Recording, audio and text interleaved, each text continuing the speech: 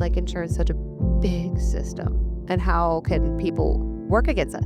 It's been like this. I mean, when you see how much it's like the CEOs are the golds. Like they're making all this money, they're making all this, but making all these people, they're making decisions when they're not even qualified to make those decisions. You maybe can manage money, but do you have someone in your chair who needs this? How are you going to deny that SRP just because it doesn't fit your standard of whatever?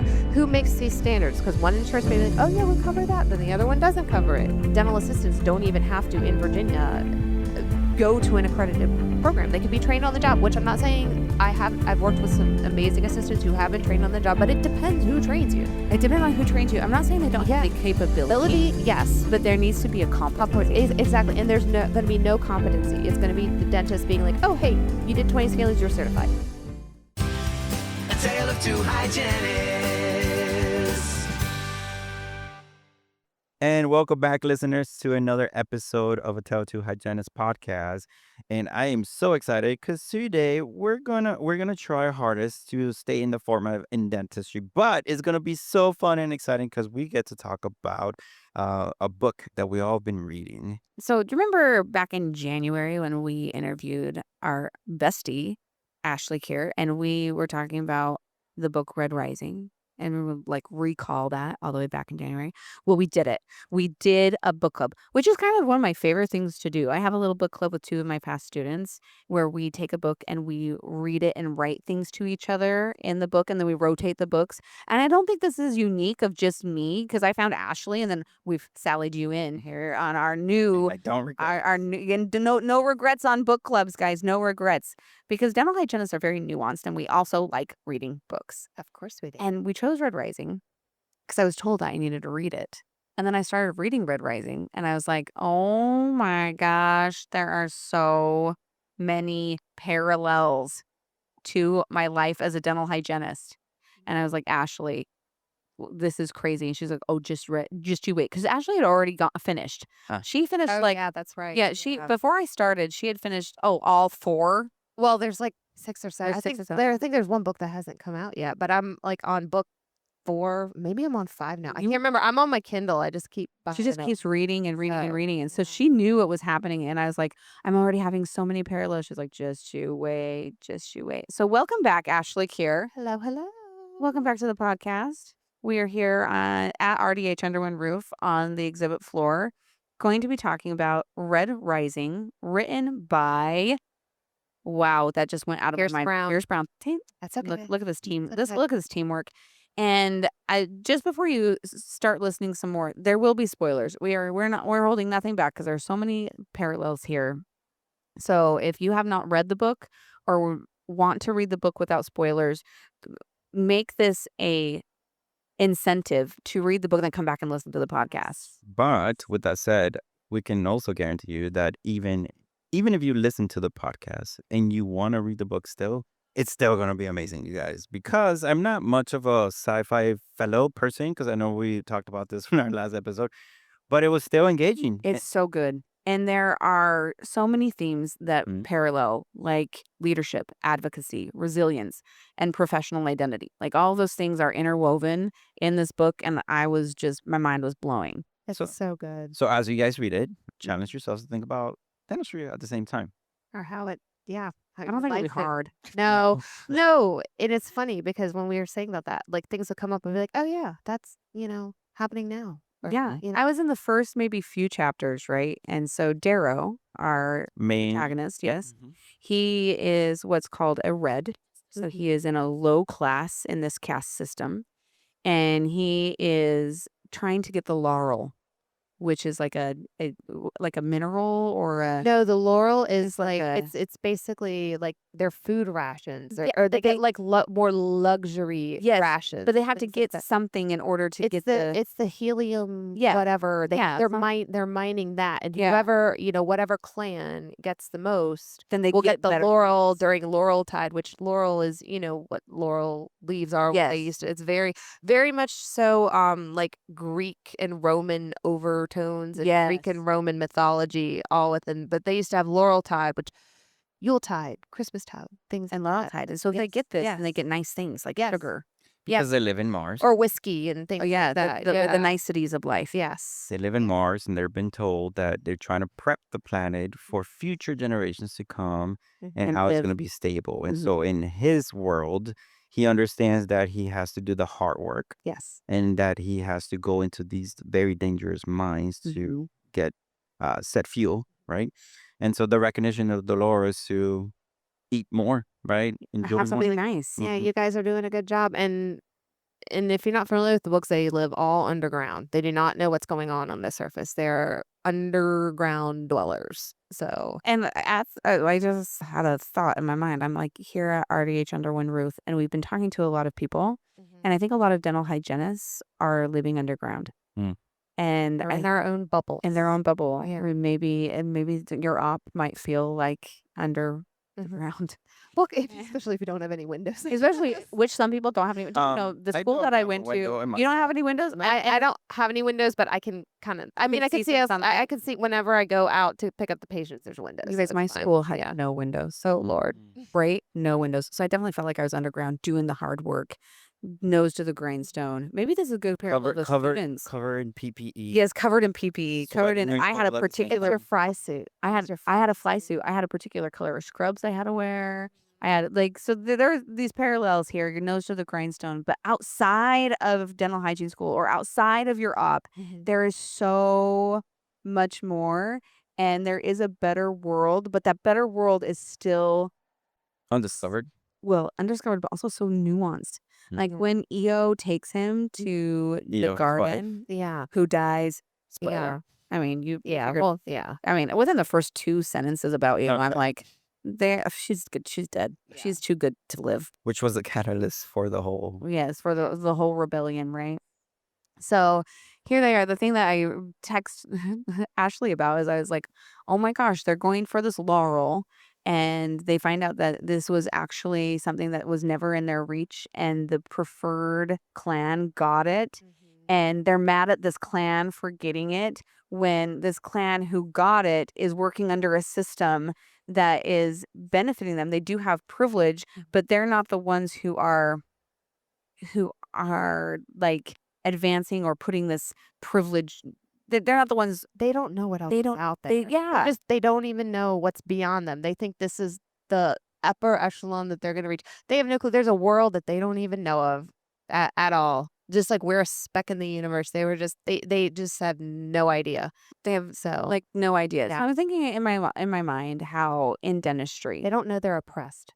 they don't know they're oppressed. Yeah. They think they're doing good things. Yeah. Right.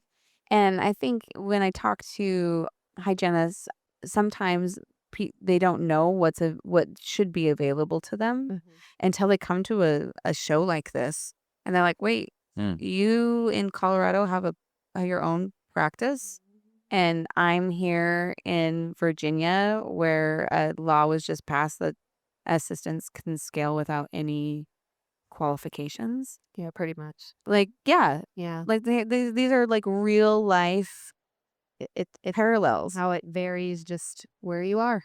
It varies where you are. And it's Yeah. almost as though like sometimes you have to put yourself out there and go through that personality change, the mindset change of seeing more, being more, or other maybe you have a buddy that graduated with you and they see something in you and they're like, you could be the future, right? You can challenge the status quo. So that happens to Darrow in a few ways. One of the biggest motivators that has been experienced in my life is pain.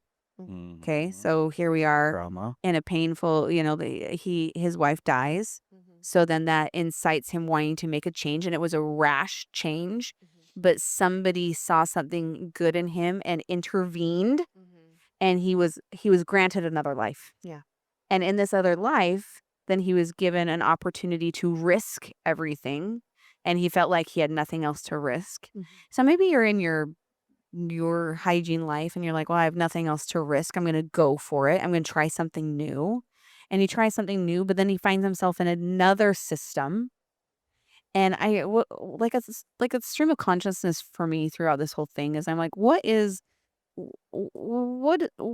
the system that we need to be all banding together and fighting? And the thing that came up to me is insurance. We just really Oh need it. yeah. Oh yeah. That's it's like they're trying to pit well, like in the book, now they're trying to pit the other colors kind of against each other. So assistants against hygienists against. Yeah, but it's because obviously we have an overhead view of all this. We see, oh, they're interfighting so much, so you're not focusing on the main big problem.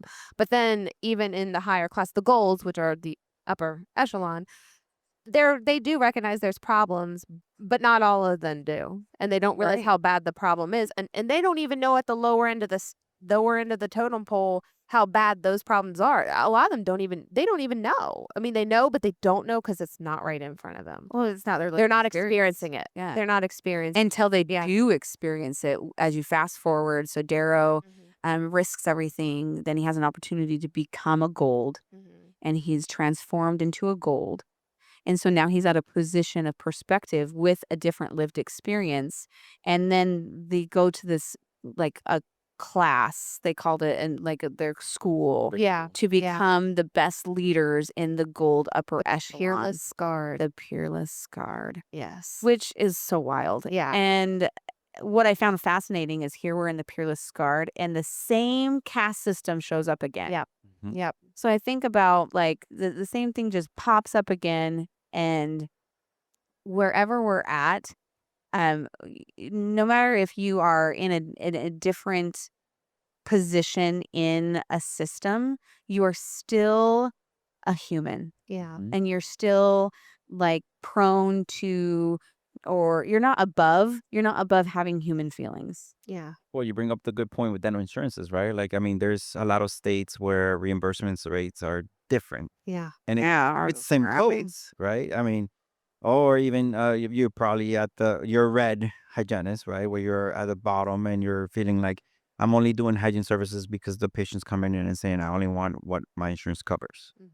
But when you rise above and you say, well, hey, patient, it's so much more beyond the insurance. Let's do an extra hygiene appointment.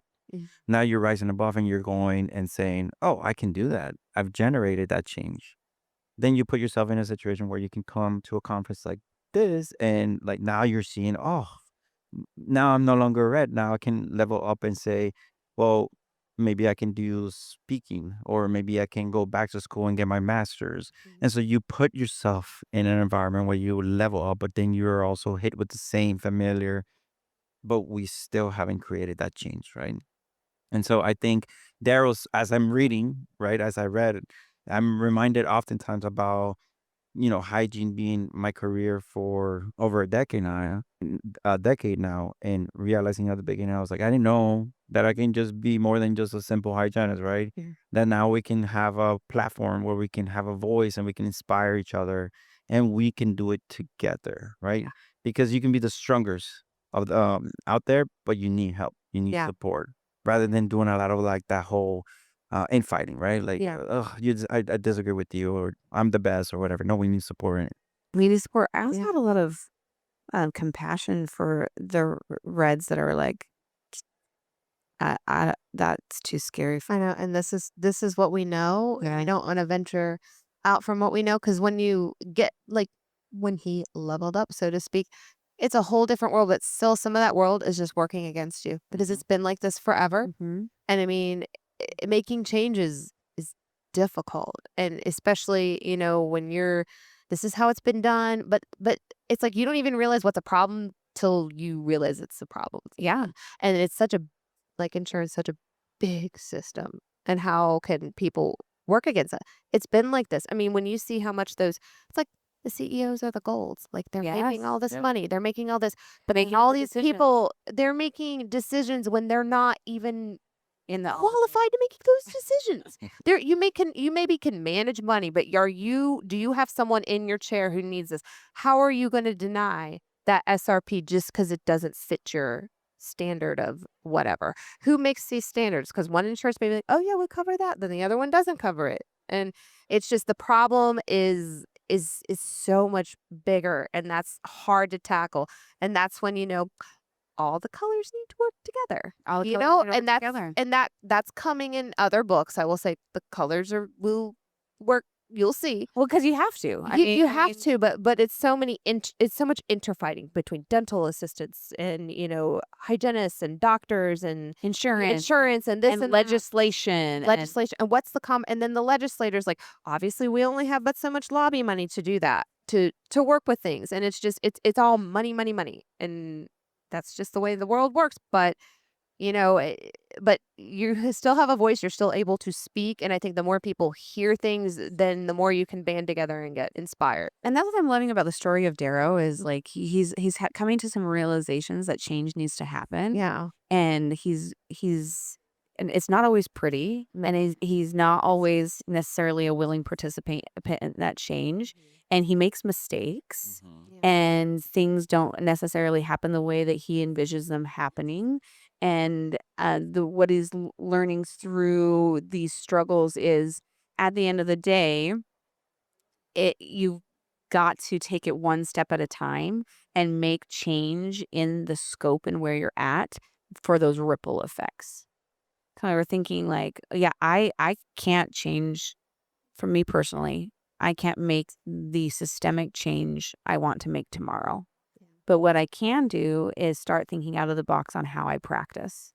And what I can do is, you're talking about leveling up. When Darrow levels up, he might look different, but he had the level up in him. Yeah. He had those skills in you. So if you're thinking about your own day-to-day in your op, your leveling up might be, hey, you know what? I'm going to do a nutritional counseling with this patient. Yeah. Or, you know what? My level up is I'm going to explain to this patient that dental insurance is a discount plan. Yeah. And I'm going to give them another option for care. Yeah. Or invest in an equipment that you probably wouldn't get just by asking to the office manager or doctor. Maybe it takes you purchasing something that you believe in that will change the standard of care within your practice, in hopes that we can inspire the other hygienists and the doctor to do the same. Yeah.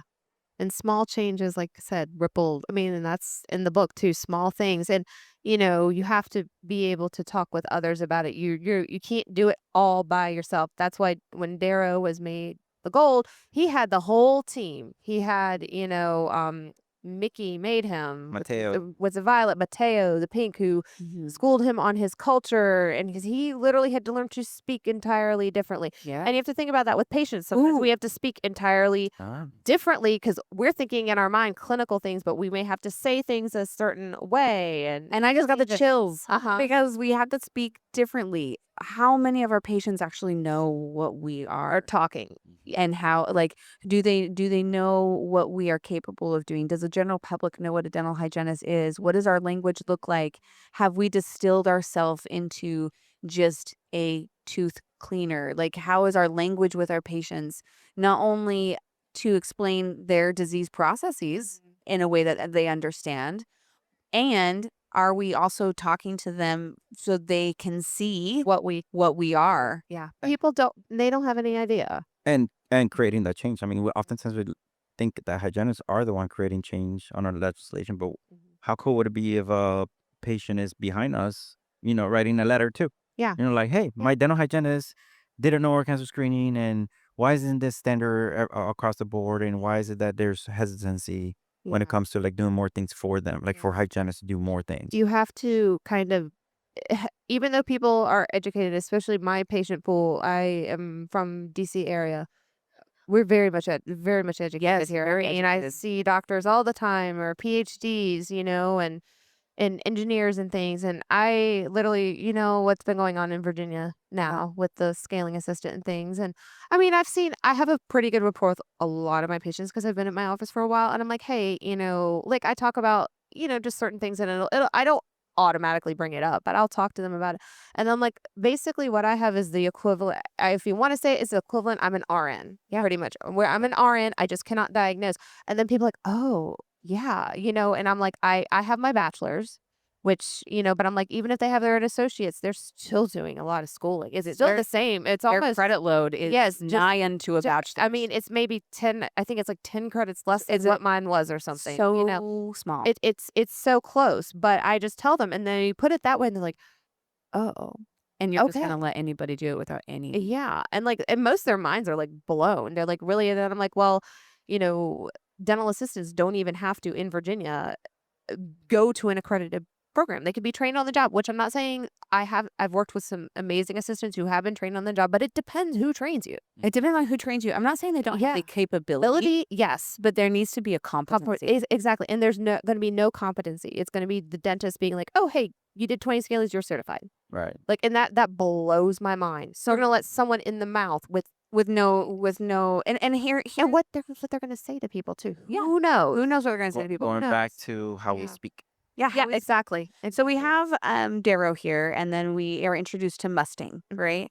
And Mustang, they're in this situation where things are looking really hairy, and they're like, people are dying, Yeah. and Mustang's like, she's trusting in a system. She's saying they're not going to let this happen. Yeah. They're not going to. There are limits Yeah. to how barbaric this is going to look. Yeah. And then Darrow's like, there are no limits. No. There are no limits. And I think one of the aha moments I had is there's so often that I go, well, I trust that our legislators aren't going to put the public at risk. There are things put in place to keep people safe, right? You would think. You would think. Yeah. And then the realization was, oh, that wasn't a limit. And here we have Virginia in a situation where people are trusting in a system that is not protecting them. Yeah. And I think that's the realization here in Red Rising. They're like, we're trusting in a system that does not have our best interests. They will throw us. Yeah. Well, they don't know. The legislators don't know because the people who brought forward these bills, one of them, I believe her father was a dentist. And she's in oh God, now I'm having to rack my brain. The people who proposed the bill, they obviously, have been backed by, the dental association thing. But then I guess one of the girls, not girl, she's a woman. I believe her dad was a dentist. And I think, I'm not sure what was said. I don't know how they spun this, but from my understanding, it was going to be spun that there was going to be parameters or regulations in place to have some sort of competency, to have some sort of, something. And then at the end of the day, but Virginia they said, I guess the Virginia Department of Health Professions said that there are not going to be any regulations put in place, which they were and I know the legislators were reassured because I hammered my legislator. I was calling them out because I got a decent following on Instagram. I'm tagging them and then they finally wrote me back, and it was some. I thought, oh, okay. I was like, well, they wrote me back, but then another hygienist was like, oh, I got the same crap. I got the same email you did. And so I posted something a couple of weeks ago. Her account finally commented on mine, was like, we want to get in touch with you and speak with you. Good. Is my local rep, Virginia House representative. But I just am like, okay, fine. I'm going to bring my type. I'm going to type it on. I'm going to bring everything. Be like, do you want someone who's literally been trained on the job doing this? So what you're telling me is you took Mount Olympus. I wouldn't put it that far. No, that's exactly what happened. Put it that far. Because here we are with the proctors, right? They know they're doing dirty. Mm-hmm. But the other people who are invested in the success of these golds rising up don't know. They don't know that this. Yeah. So the legislators. I'm not saying that the legislators are nefariously trying to. They just don't. They just don't know. They don't. And know. they can't. No. It is incumbent upon us, the professional, to help them understand what's at stake. Yeah. And whatever and. However that the cookie crumbled there, and we ended up with something that we're like, what?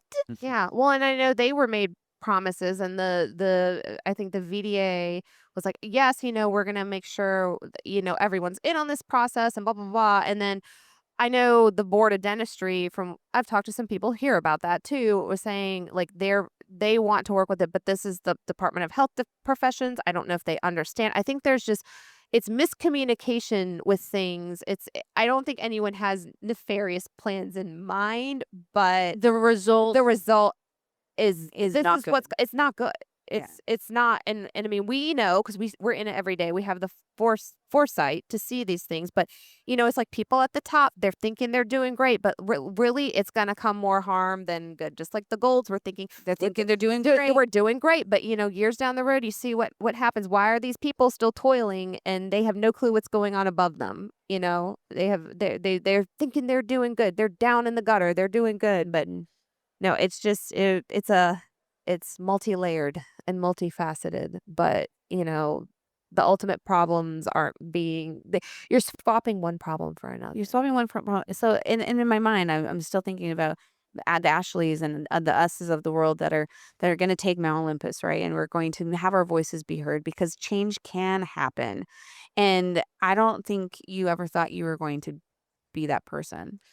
No, but I mean, I have a platform and I feel like I would be remiss not to say anything and use that platform. And I think a lot of people do. And I'm not an expert on it, on everything. I don't know legislation. I don't know things and that, but I know what's going to happen and you can see what's wrong. And that's why we have to have others come in to help us with things too. Just like back to Red Rising, Darrow had his whole gang of people who He had his howlers. he had his howlers. He had howlers. he had backup, but he was the voice piece. I'm not saying I'm going to be the voice piece for all of Virginia, but I am going to be, one of those voices. And hopefully if that can crack through, then that creates the ripples Because down the you've road. already built trust with the following that you had. You already had a standing of people who trust you. And then I mean, that's why Darrow succeeded, is because he had The trust. they had a Yeah. history of trust. Yeah. And some of the best leaders are not people that are like, I'm gonna be Yeah. this, but oftentimes you realize that that's your responsibility. Just what you said, you'd be remiss if you didn't use your platform Yeah. to educate Yeah. and to bring to light something that may have been misplaced Yeah. or misunderstood. Yeah. So I think that that's one of the biggest themes in the book is Darrow is recognizing I have a privilege here that I need to use in order to incite change. Yeah. And it could be a responsibility that you feel. It could be honoring your career. It could be that one friend or classmate or person that you care about that catalyzed that change, right? Like it's coming out of a moment of time where maybe you just get so frustrated about what it is, right? Yeah. Like it shouldn't be this hard. It shouldn't be. Yeah. It is that easy for anybody to look and say, "Oh, this should be more ideal," right? And sometimes the gold, right, or Yeah. sometimes the people in power don't know that Yeah. because they're just stuck on their whole bubble. Well, and they've got so many other things to worry about. Right. They're fighting their own battles too. Exactly. And it's just it's one thing at a time. Yep. And you can only do so much if you can just have someone think a little differently. But they have to realize they're affecting people's lives and people's health with this. And you don't know what you don't know. They don't see it, but we can see, long term down the road, just like Darrow has seen. This is what happens when, over time you think you're doing one good thing and then it just can crumble. And he's also had this perspective of where he was at and seeing he's been experiencing all different levels of this echelon and recognizing that change needs to happen at every level. And he's constantly asking, who am I? Who am I in this space? Which I think for us to ask ourselves, like, who am I? Am I just a scaler? Am I just this? Or what am I really? And level up and make the change where you're at. And to always remember that there is hope. I think that was my favorite, interwoven theme is that at the core of Red Rising is believing that things can improve. And I think for dental hygiene, that's similar. Like at the core, things can improve.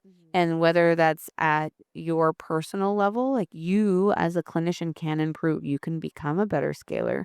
You can add an adjunct therapy. You can return to doing your risk assessments. You can, there are a number of things you can do to improve in your operatory.